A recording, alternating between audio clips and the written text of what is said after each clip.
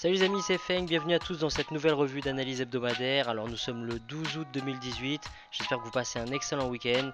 On va voir donc les belles opportunités qu'il y a eu sur les marchés donc cette semaine, dans un premier temps comme d'habitude, et bien sûr les projections pour la semaine à venir. Allez, c'est parti.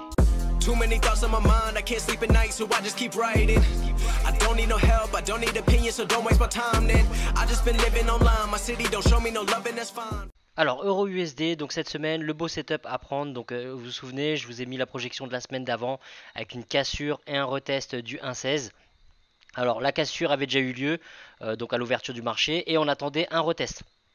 Alors le retest, donc il y a eu quelques pièges. Dans un premier temps, donc bon, on a eu un premier signal avec une englobante qui est ici, d'accord. Et donc l'englobante, vous voyez, on serait rentré dans le trade à 1,1584. C'est si on attendait la fermeture de l'englobante.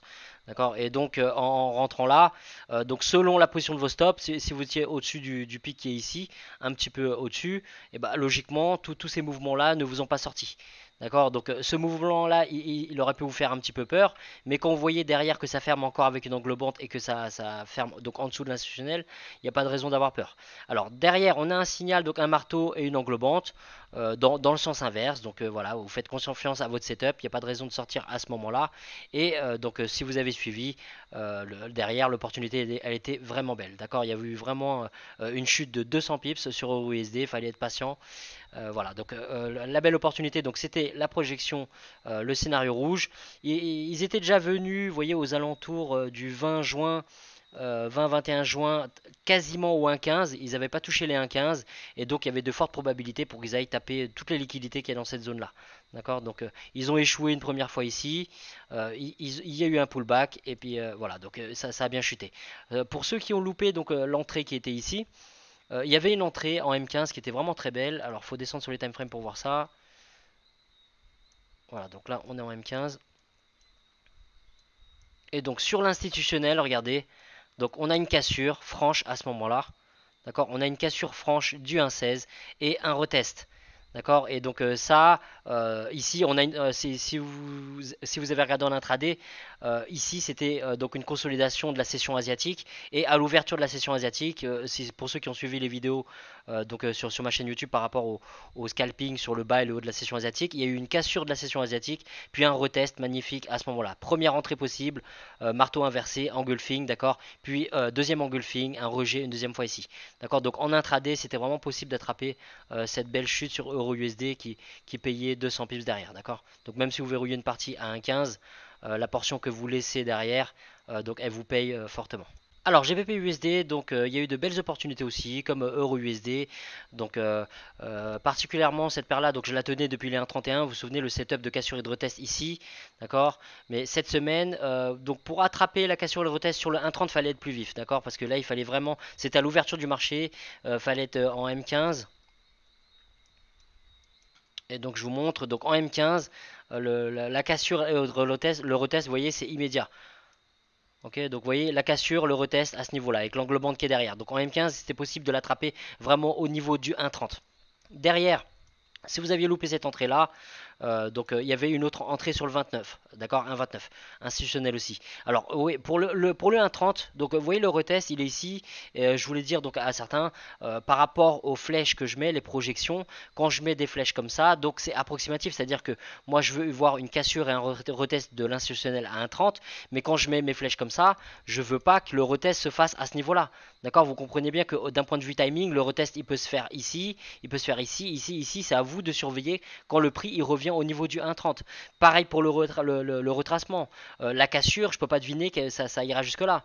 La cassure elle peut être plus profonde, elle peut aller jusque là. La cassure elle peut être petite comme ça. Bah, d'ailleurs c'est ce qui s'est passé là, d'accord. Mais vous comprenez bien que quand je mets mes flèches comme ça, vous voulez tout simplement une cassure du support ou de la résistance, puis un rejet. Donc peu importe le timing, c'est à vous de surveiller le marché quand le prix revient dessus. D'accord. Donc sur le 1,30 cassure retest, c'était plutôt rapide à l'ouverture du marché. Et au niveau du 1,29, donc vous voyez, donc la cassure elle est ici. Le retest, on a failli l'avoir par rapport à l'institutionnel ici, donc dans cette zone là. Sauf que bon, il y a la trendline, vous voyez, ça a bien réagi par rapport à la trendline.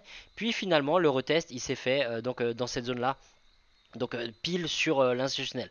Donc englobante ici, une sorte de Morningstar ici. Donc vous voyez, il y avait une deuxième entrée possible à ce niveau-là.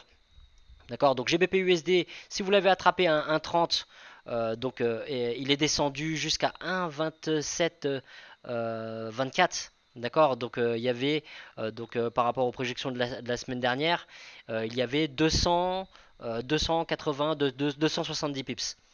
D'accord, donc 270 pips, énorme sur GBP USD.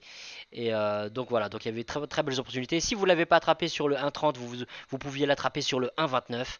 D'accord, donc j'ai pas eu le temps de mettre à jour donc les setups sur TradingView, mais vous voyez, vous savez très bien comment je travaille. Le prix, quand vous voyez qu'il approche du 1,29, il peut soit rebondir, soit casser et retester. Et là, c'est ce qui s'est passé. D'accord, il n'y a pas eu de rejet, il a cassé, et quand il est revenu, il fallait être patient, il a retesté à ce niveau-là.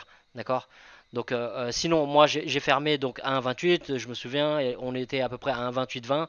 Je suis allé me coucher, j'ai mis le TP à 1,28 et j'ai laissé sur la table à peu près 70 pips. D'accord, mais est-ce que c'est grave de laisser 70 pips quand on en prend 300? Vraiment pas. D'accord, donc le plus important c'est de respecter sa discipline. Vous laisserez toujours des pips sur la table. D'accord, vous pouvez pas tout attraper. Il ne s'agit pas d'attraper le point le plus haut du mouvement ou le point le plus bas du mouvement. D'accord, le tout c'est d'attraper une bonne portion là-dedans. Et je considère qu'en swing 300 pips c'est très bien. D'accord, donc 300 pips avec un lot standard, voilà, donc c'est largement suffisant, c'est très très bien. Et vous voyez très bien que voilà, il n'y a pas besoin de 50 lots pour prendre 10 pips. Le trading c'est pas ça. Le trading c'est prendre avec un lot standard, prendre 100, 200, 300 pips. Là vous tradez avec beaucoup moins de risques. Alors, USDJPY, donc pas mal l'opportunité aussi. C'était un petit peu plus risqué, mais vous pouviez vraiment l'attraper. Alors attendez, je vais déjà enlever le Fibo qui nous sert à rien. Donc le marché a ouvert ici, d'accord, et on surveillait donc soit un rebond ici, ou soit une cassure, un retest. Ceux qui ont attrapé le rebond, donc c'était possible d'attraper cette opportunité-là, d'accord. Donc sur le bloc de contrat, en rentrant ici, bon le prix il est monté jusque là. Donc soit vous avez verrouillé une petite portion, soit vous faites sortir à break-even. Ensuite, le scénario rouge, c'est une cassure et un retest de l'institutionnel à 111. Et qu'est-ce qui s'est passé? On a bien la cassure et le retest il vient à ce moment là, d'accord. Comme vous pouvez voir, on a ce railroad track là, donc pile sur le 111 et le prix il ferme où? Il ferme en dessous du 111. Donc tout ce qui pouvait être dangereux c'est le fait d'être encore dans un bloc de contrat. D'accord, donc quand vous rentrez là-dedans, vous êtes en swing, votre stop loss il est où? Il est au-dessus du haut qui est ici, voilà, au-dessus du 50 institutionnel, vous protégez votre position à ce niveau-là. D'accord, donc quand le prix remonte ici, est-ce que ça vous embête? Vraiment pas. Et le prix derrière, il est descendu jusqu'à 49, d'accord, de 50. Donc il y avait en gros 50 pips à prendre sur UJ.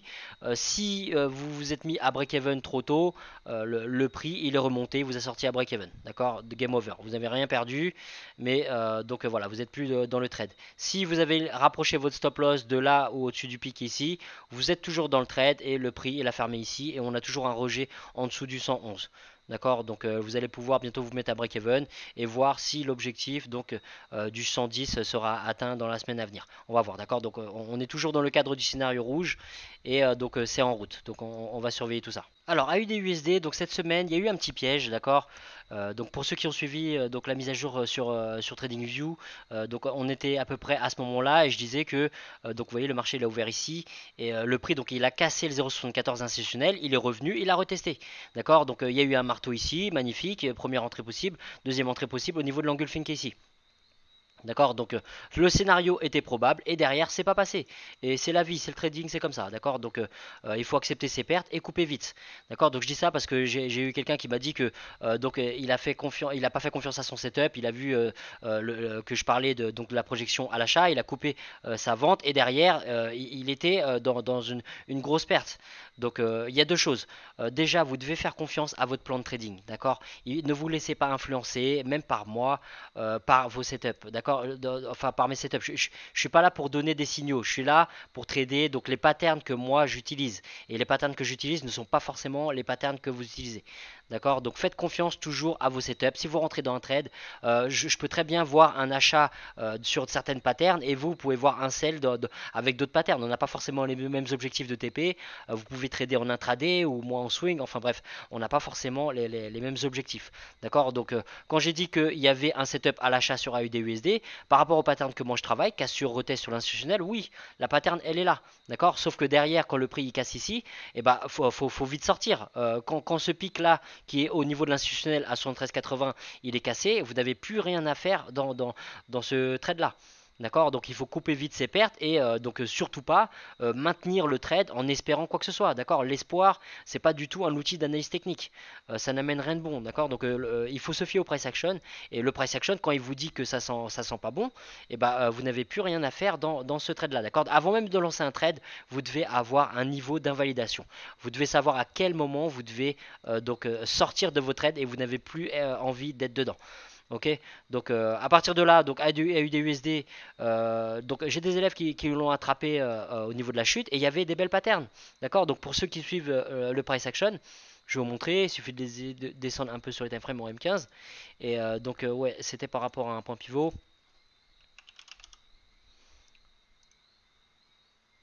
Donc c'était un pivot weekly. Voilà, donc la cassure retest, voilà, donc regardez bien. Le prix il casse le 0,74, on le chasse pas.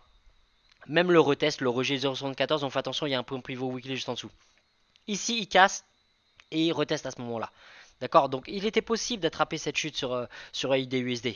D'accord, donc j'ai des élèves qui l'ont attrapé, notamment Ernest qui a attrapé 100 pips dessus. Bravo à toi Ernest. Donc voilà, donc c'était possible d'attraper la chute d'AUD-USD. C'est pas parce que vous avez donc des projections en début de semaine qui ne passent pas, ou même des trades qui ne passent pas, que vous devez lâcher le marché. D'accord, le marché il peut toujours vous payer derrière. Il suffit de suivre le price action et voilà. Donc tant que vous respectez votre plan de trading et que vous êtes exigeant sur vos setups et que vous prenez des trades à forte probabilité, et ben il n'y a aucune raison que vous finissiez pas en profit. Alors NZD USD, belle chute aussi, d'accord, donc un petit peu comme toutes les paires qui sont inverses au dollar, donc comme sur AUD USD, Euro USD, GBP USD. Alors le tout c'est de trouver les patterns. Qu'est-ce qui s'est passé? Donc par rapport aux projections que j'ai mis, vous voyez, donc on n'a pas eu de cassure et de retest dans le scénario bloqué ici. Le bleu turquoise, le rejet par rapport au bloc de contrat ou l'instit à 0,67, le marché a ouvert ici, il n'est pas vraiment venu dans cette zone là, donc il n'y avait rien à faire. Le scénario qui nous intéressait vraiment, si on était patient, c'est le rejet par rapport au 0,67.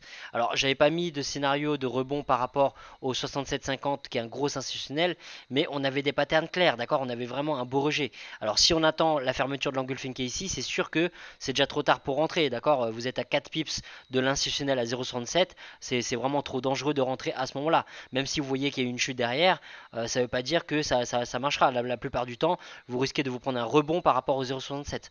D'accord, donc une fois de plus, pour trouver l'entrée, il fallait affiner en descendant sur du M15. Donc on va regarder au niveau de l'institutionnel à 0,67 qu'est-ce qui s'est passé. Vous voyez, on a eu un rebond, une cassure. Le retest derrière, il n'est pas revenu jusqu'au 0,67. Par contre, le signal qui était clair, donc c'était par rapport au point pivot. Donc point pivot journalier. Donc vous voyez le S1, on a eu une cassure, un retest et on a un rejet ici. D'accord, on a un rejet ici, on a un rejet ici et on a encore un rejet ici. D'accord, donc vous pouvez faire rentrer à la fermeture de l'engulfing qui est ici ou même ici. D'accord, et vous pouviez donc prendre là-dessus sur ANZD USD, on était à peu près aux alentours des 66,80 institutionnels et vous voyez 66,80, le prix il est descendu jusqu'à 65,80, donc il y avait 100 pips à prendre sur NZD USD si vous êtes descendu en intraday pour affiner votre entrée en M15 en regardant les points pivots journaliers. D'accord, donc c'est assez particulier. Là on analyse en H4, mais après bon c'est à vous de descendre sur les timeframes pour chercher des patterns plus clairs et avoir des entrées plus précises. D'accord, donc le fait de rentrer avec des entrées plus précises, ça vous permet d'avoir des stop loss un petit peu plus faibles et donc prendre soin de votre ratio risque-profit. Alors USD4, donc c'était magnifique. Là, on a eu vraiment des beaux scénarios. Il a fait un range entre les deux instits, un 30 et un 31. D'accord. Donc il y avait un scénario qui était de casse sur retest. Donc en fait, c'est un rejet par rapport au bloc de contrat. D'accord. Vous voyez le bloc de contrat qui a fait cette grande hausse là. D'accord. Donc le prix à un moment donné, donc il est descendu quand même. Hein, vous voyez, donc ils sont partis jusqu'à 1,2959 à peu près. voilà 58, mais derrière ça a décollé. D'accord, donc le bloc de contrat a été respecté et donc bon, si vous descendez sur les time frames une fois de plus, vous verrez que l'entrée elle est vraiment très belle. Donc il y avait une possibilité d'entrée, donc vous attendez quand même que le prix repasse au-dessus des 1,30. Si vous êtes fait sortir et que vous êtes rentré plus tôt dans cette zone là, bon vous êtes fait sortir, vous re-rentrez à ce moment là. D'accord, mais sinon si vous descendez dans les time frames, vous verrez qu'il y a même eu des cassures et des retests par rapport au point pivot. Donc il était possible d'attraper vraiment cette belle hausse entre 1,30 et 1,31 et donc vous avez 100 pips dans cette hausse là. Ensuite, donc le scénario vert que vous voyez là, c'était quoi? C'était un scénario de rejet, d'accord, de rebond par rapport au 1,31. D'accord. Et qu'est-ce qui s'est passé? Le prix, quand il est arrivé ici, eh ben, il a été rejeté et il a chuté et il est revenu au niveau du 1,30. D'accord. Et là, qu'est-ce qu'on voit? Donc, je ne l'ai pas mis parce que vous voyez, c'est rare que, enfin, ça arrive que ça arrive 3 fois comme ça dans la même semaine, quand même, c'est beau. Il aurait fallu que je mette à jour les setups, mais quand le prix il redescend ici, vous doutez bien qu'il y a la même possibilité qu'à l'ouverture du marché la semaine dernière. D'accord. Donc, soit un rebond, soit une cassure, un retest. Et là, est-ce qu'on a eu une cassure, un retest? Pas du tout. On a eu un rejet du 1,30. Donc, même la hausse qui était ici, il était possible d'attraper encore une fois cette hausse de 100 pips. D'accord. Donc première hausse 100 pips ici, chute 100 pips et re-hausse 100 pips. 300 pips d'opportunité sur USDK de cette semaine. Alors au niveau des indices cette semaine, donc sur le DAX, au niveau des scénarios, vous voyez, donc le marché a ouvert ici. Je disais qu'il pouvait y avoir un rebond au niveau des 12 750 points. D'accord, l'indice est monté jusqu'ici, mais il n'a pas touché. D'accord, donc il n'y avait aucune raison d'attraper le scénario bleu. Ensuite, le scénario vert, le rejet par rapport au bloc de contrat, par rapport aux 12 500. Est-ce qu'il y a eu un rejet? Pas du tout, d'accord. Il n'y a vraiment pas eu de rejet. Donc le scénario qui nous intéresse, qui offrait à peu près 80 points, c'est le scénario rouge de cassure et de retest des 12 500 points. Alors une fois de plus pour voir, il fallait descendre en intraday sur du M15 et regarder au niveau des points pivots.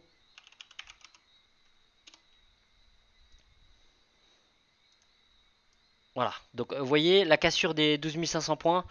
Donc on a la cassure à ce moment-là, d'accord, ça a même cassé le point pivot. Et là, regardez-moi ce rejet par rapport aux 12 500. Attendez, je vais enlever le bloc de contrat, ça va être plus clair. Voilà, donc vous voyez, donc l'indice, il a cassé les 12 500, il est revenu retesté, d'accord, on a eu un pullback, un retracement, et là on a eu un rejet pour que l'indice ferme en dessous du point pivot S3, d'accord, et donc l'indice est remonté une deuxième fois et a été rejeté avec magnifique englobante encore à ce niveau-là. D'accord, donc si vous rentrez par exemple au niveau de la fermeture donc de ce méga marteau inversé, 12 474, d'accord, à peu près, et bah vous voyez l'indice il est descendu jusqu'à 12 390. D'accord, donc il y avait 84 points à prendre donc au niveau du DAX sur le scénario de cassure et de retest des 12 500 points. Alors au niveau du Dow Jones, donc qu'est-ce qui s'est passé? Au niveau des projections, donc l'indice a cassé la barre des 25 500 points et donc on attendait un retest et un rejet. Est-ce qu'il y a eu un rejet? Pas du tout. Au contraire, le marché il a fait un gap baissier et il a ouvert ici.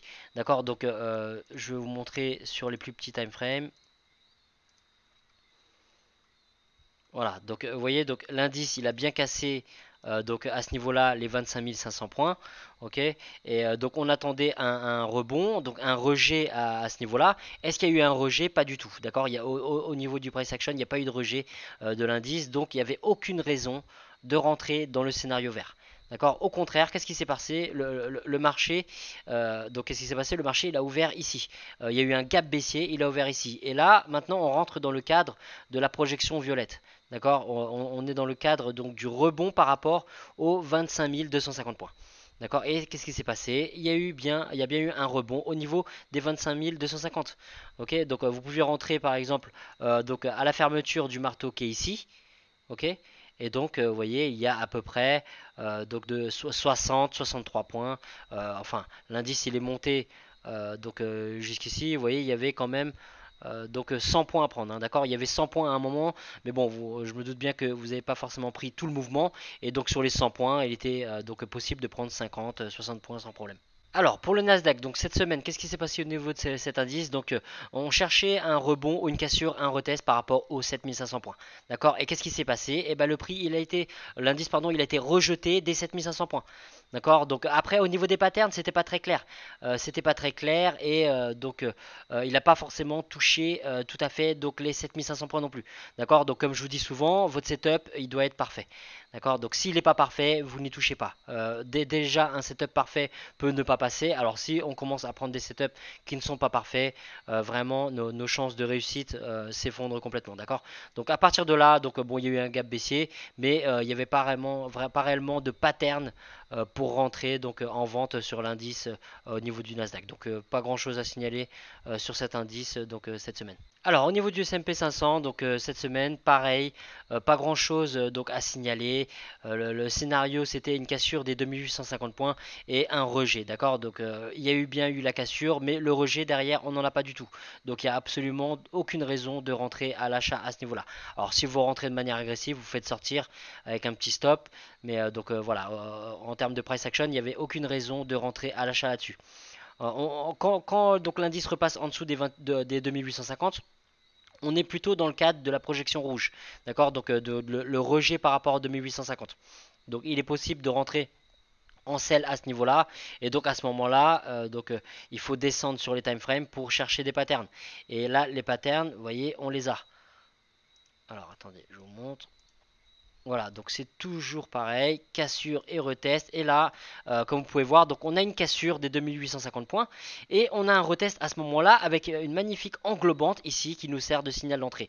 Donc il était possible d'attraper donc le S&P 500 à ce niveau-là, sur de l'intraday, ou bien d'attendre donc le rejet avec cette espèce de marteau inversé encore une fois. D'accord? Sinon, on a encore une englobante qui est ici. Enfin voilà, donc sur du M15 en intraday, il y avait possibilité d'attraper donc la chute du S&P 500 aux alentours des 2850 points et vous voyez donc l'indice il est descendu donc au niveau des 2825. Alors euro USD pour cette semaine, donc après cette magnifique chute, donc on est au niveau de l'institutionnel à 1,14. Donc là les zones d'attaque qu'on va surveiller, d'accord, donc les zones sensibles c'est l'institutionnel à 1,15. Donc si on a un retracement et que le prix remonte au niveau du 1,15, on va chercher un rejet à ce niveau-là, d'accord. Donc on va voir au niveau du price action si on a un rejet à ce niveau-là.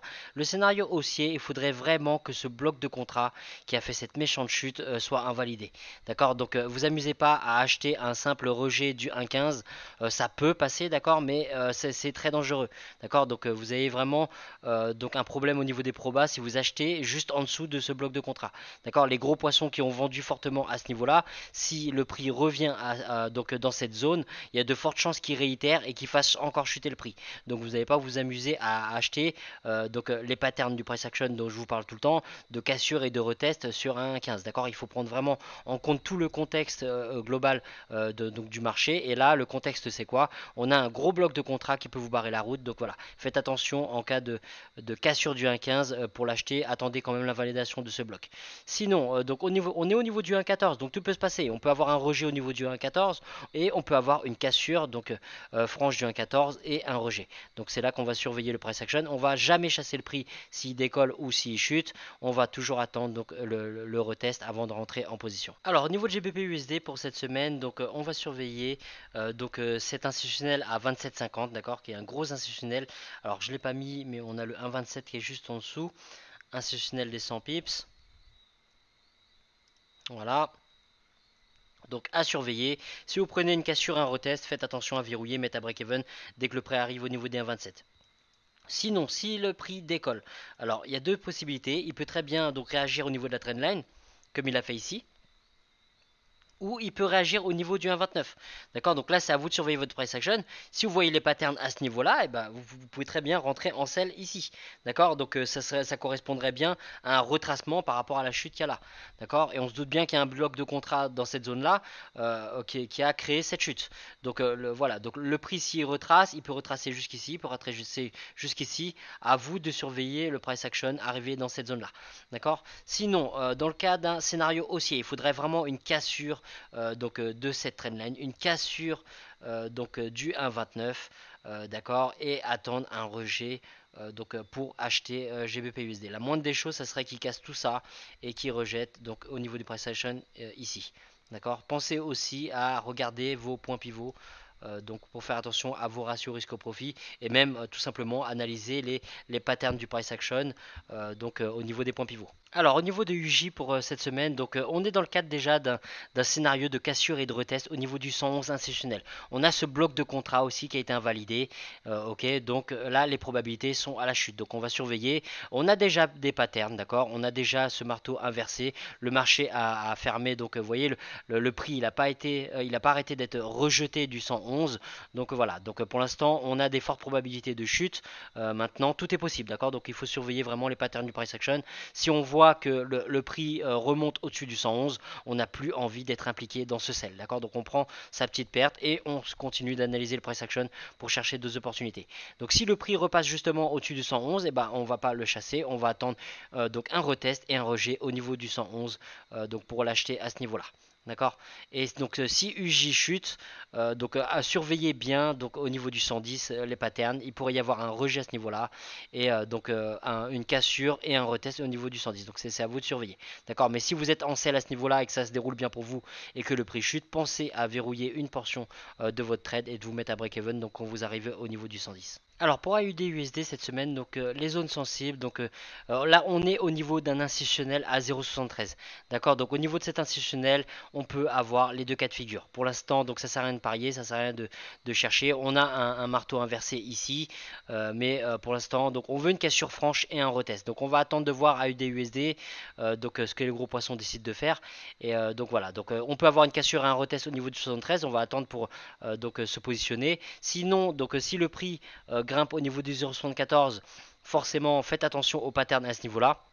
D'accord, j'ai mis uniquement le scénario de rebond, mais il peut très bien y avoir une cassure et un retest dans l'autre sens. Et pareil pour le scénario de la chute. Donc là, je vous ai mis une cassure et un retest, mais le prix peut très bien rebondir sur le 72,50.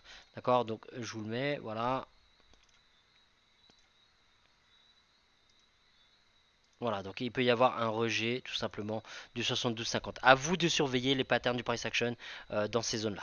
Alors, NZD-USD pour cette semaine, on est aux alentours des 0,66 institutionnels. On est en dessous, on a une belle englobante, donc pour l'instant on a un fort signal baissier. D'accord, donc on va faire attention. Le prix peut très bien revenir, faire un pullback et être rejeté encore 15 fois avant de chuter. D'accord. Donc s'il chute, hein. Donc dans le cas où on voit le prix repasser au-dessus de la barre des 0,66, on va surtout pas chasser le prix, mais on va attendre donc un pullback et voir si le prix finit par rejeter et nous offre des patterns d'achat dans l'autre sens. D'accord. À ce moment-là, donc on pourrait acheter et donc chercher comme premier TP l'institutionnel à 0,67. Si le prix chute comme la forte probabilité l'indique pour l'instant par rapport à l'engulfing qui est ici et que le prix vous arrivez à le vendre et que ça se déroule bien pour vous, faites attention à verrouiller du profit au niveau du 0,65 qui est vraiment un gros institutionnel des 500 pips. Donc voilà, il pourrait y avoir un rejet du prix à ce niveau là, d'accord. Donc surveillez bien et bien sûr, alors c'est un petit peu loin encore, je l'ai pas mis dans les projections, mais si bien sûr le prix vous voyez qui casse complètement les 0,65 de manière franche et que derrière il reteste, et vous avez la possibilité de le vendre avec une forte probabilité au niveau du 0,65 si vous voyez des patterns de rejet à la baisse. Alors sur USD4, donc on va surveiller ce nouveau range. Donc vous avez vu, comme je vous ai dit tout à l'heure, les opportunités qu'il y a eu par rapport au range entre 1,30 et 1,31. Donc pour cette semaine, il est possible qu'on travaille le range entre 1,31 et 1,32. D'accord, ce sont les chiffres ronds, les banques travaillent ces chiffres-là. Donc on va surveiller le price action. Alors, au niveau des projections, si le prix, là, il ne faut plus le chasser, d'accord. Donc, soit vous avez attrapé des patterns au niveau du 1,31, mais là, on est vraiment au milieu du range, ça ne sert à rien de le chasser. Même si là, on a une belle pattern de marteau, on est en plein milieu du range, d'accord. Donc, je le dis souvent à mes étudiants, vous attendez vos setups à forte probabilité au niveau de zones sensibles, au niveau de zones d'attaque. Si vous voulez mettre toutes les chances de votre côté, vous devez absolument patienter et attendre vos setups, vos patterns à des des endroits clés. D'accord, des patterns comme ça en plein milieu du range, ça veut rien dire. On peut voir des engulfings, on peut voir des M, on peut voir des épaules tête-épaule à n'importe quel endroit. Le tout, c'est de comprendre que ces patterns ont des significations uniquement dans des zones clés du marché. Donc les zones clés qu'on surveille, nous, ce sont les institutionnels. Et donc si les USDK décollent jusqu'au 1,32, et ben, vous allez surveiller tout simplement soit donc un rejet du 1,32, scénario vert, soit une cassure et un retest, scénario violet. Maintenant, si le prix retrace, donc là, on a eu une belle hausse du SDCAD, d'accord, qui a cassé l'institutionnel à 1,31. C'est possible qu'on ait un retracement. Donc le scénario bleu, donc il est fort probable. Si on a un retracement qui revient jusqu'au 31, et ben, il y a de fortes chances que le prix soit rejeté maintenant à la hausse suite à ce fort mouvement. Vous voyez, le mouvement il a commencé ici, retracement, rejet. On a un retracement optimal du Fibo, donc pas besoin de le mettre, mais vous voyez ici, on est à peu près entre 62 et 79. Et donc il peut se passer la même chose par rapport au 1,31. On peut avoir une cassure, un retest et un rejet à ce niveau-là. Par contre, si le prix redescend en dessous du 1,31, méfiez-vous. D'accord, ça peut très bien être un signe de baisse. Et si on a un rejet, bien sûr, on ne va pas le chasser. On va attendre donc des patterns à ce niveau-là. Et si on a des patterns de rejet encore après un retracement, et ben à ce moment-là, il vaut mieux se positionner en vente. Alors, au niveau du DAX, donc pour cette semaine, on va surveiller les zones sensibles, les 12 500 points et les 12 250. D'accord, donc on va surveiller tout ça. Si l'indice remonte au niveau des 12 500, deux possibilités. On n'anticipe pas, d'accord. On va voir s'il y a un rejet des 12 500 et à ce moment-là, donc ça serait plus judicieux de vendre l'indice à ce niveau-là, d'accord, parce que là on a une belle zone de support et qui pourrait maintenant se transformer en une belle zone de résistance. Mais donc comme je vous ai dit, on n'essaie pas de parier, on n'est pas là pour faire du 50-50, on est là pour mettre les probabilités de notre côté. Donc on va attendre de voir s'il y a un rejet. Par contre, si l'indice repasse au-dessus des 12 500, et ben là c'est possible que tout simplement après une brève cassure, et ben l'indice remonte au-dessus des 12 500 et décolle. Donc on va pas chasser une fois de plus, on va attendre donc un pullback, un retracement, et c'est ici qu'on va chercher un rejet pour se positionner à l'achat. Maintenant, si l'indice chute complètement, donc là on a eu de belles chutes, si on va pas chasser cette chute, mais si la chute donc arrive jusqu'aux 12 250 points, et ben on va chercher un rejet, un rebond à ce niveau-là. D'accord, on va chercher des patterns à ce niveau-là. Et là je vous ai mis uniquement la pattern de rebond, mais peut bien sûr y avoir une cassure et un retest. Alors au niveau du Dow Jones, donc très simple, là on est entre les 25 250 points et 25 500, donc on a deux scénarios de consolidation dans ce range, d'accord, donc c'est possible qu'on ait un rejet au niveau des 25 250 et ou au niveau des 25 500, donc on va surveiller tout simplement. On a déjà eu un premier rejet ici, c'est possible qu'on ait encore un rejet, d'accord. Donc là de manière agressive, on a un beau rejet déjà, donc c'est possible que ça grimpe. Mais on n'essaie pas d'anticiper, on va voir si on a des patterns un petit peu plus clairs. Sinon, scénario baissier, on veut vraiment voir pour vendre donc le Dow Jones, il faudrait que ça casse donc les 25 250 points et qu'on ait un retest à ce niveau-là. D'accord, on va chercher donc sur cette zone-là donc une cassure et un retest ici. Et de le scénario haussier, c'est tout simplement une cassure des 25 500. On veut voir donc une cassure, un retest des 25 500 pour se positionner à l'achat dans cette zone-là. Alors, pour ce qui est du Nasdaq, donc là, on est donc entre les 7250 points et 7500. Donc, bien sûr, si l'indice remonte au niveau des 7500, on va surveiller les patterns donc, du price action, voir si on a un rejet des 7500 ou tout simplement une cassure et un retest. D'accord.